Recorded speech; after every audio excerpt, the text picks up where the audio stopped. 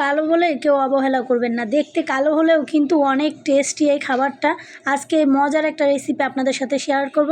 আসসালামু আলাইকুম, কেমন আছেন সবাই? আশা করি অনেক ভালো আছেন।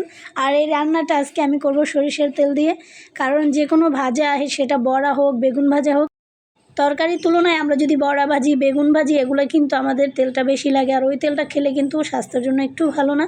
তাই ভাজাভুজিটা করার জন্য আমার সরিষা তেলটাই খুব ভালো লাগে। তো আজকে আমি এই বড়াগুলো কিন্তু সরিষার তেল দিয়ে ভাজি করব। আর এই বড়াটা খুবই সুস্বাদু, যে খান নাই আজকের রেসিপিটা শুধু তাদের জন্য।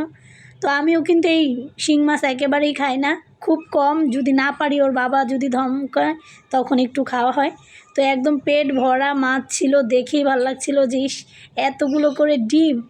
আর মানে মাছ তো রান্না করব, কিন্তু ডিমটা আর বাসি করব না, একদম ডিমটা তাজা তাজাই এটা একটা রেসিপি করব। আর এই রেসিপিটাই আপনাদের সাথে শেয়ার করব।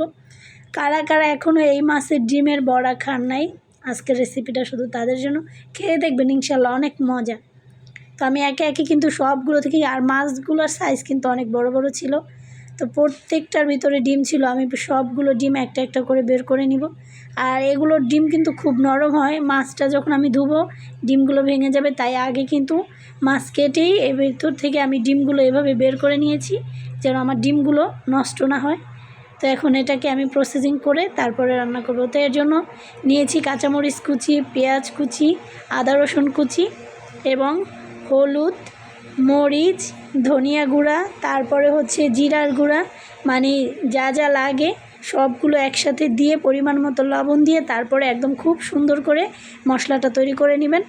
আর এই মশলাটা তৈরি করবেন একবারে শুকনো শুকনো, দেখছেন যেভাবে পেস্ট আমার শুকনো আছে এরকম, কারণ এই ডিমগুলো কিন্তু একদম নরম। দেখেন যখনই এটা ভাঙবেন দেখবেন একদম পানি পানি হয়ে গেছে।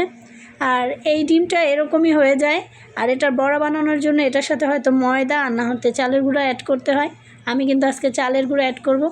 দেখুন চালের গুঁড়ো কিন্তু আমি 2বার অ্যাড করেছি, তাও এখনও নরমই আছে, কারণ এটা ওই অন্য সব রুই মাছ, কাতল মাছের ডিমের মতো ওরকম একটু শক্ত হবে না, নরমই হবে। তো ওই আর একটু জিরার গুঁড়ো দিয়ে নিলাম আমি, ভাজা জিরার গুঁড়ো। তো এখন আমি এটাকে তেলে দিব। আর তেলে দেওয়ার সময় তেলটা একদম নরম, মানে অল্প জালের ভিতরে রাখবো, যেন বড়াগুলো আমার না হয়ে যায়, মানে বেশি ভাজা না হয়ে যায়। এমনি তো এই বড়াগুলো যখন ভাজবেন, ভাজার পর কিন্তু কালারটা একদম কেমন কালচে কালচে আসবে। তো দেখতে ভালো না হলে কী হয়েছে, বললাম না যে খেতে কিন্তু খুবই মজা। তো আমি একে একে সবগুলো বড়া এইভাবে ভেজে নেবো। দেখুন তেলগুলো কিন্তু বড়াগুলো খেয়ে ফেলেছে। আর এই যে কালারটা কিন্তু এরকম আসছে, দেখতে কালো হলেও খেতে কিন্তু খুব মজা এবং মুচমুচে। যারা যারা এখনও খান নাই তারা অবশ্যই ট্রাই করবেন। আর সবাই সাথে থাকবেন, ভালো থাকবেন, আল্লাহ হাফিজ।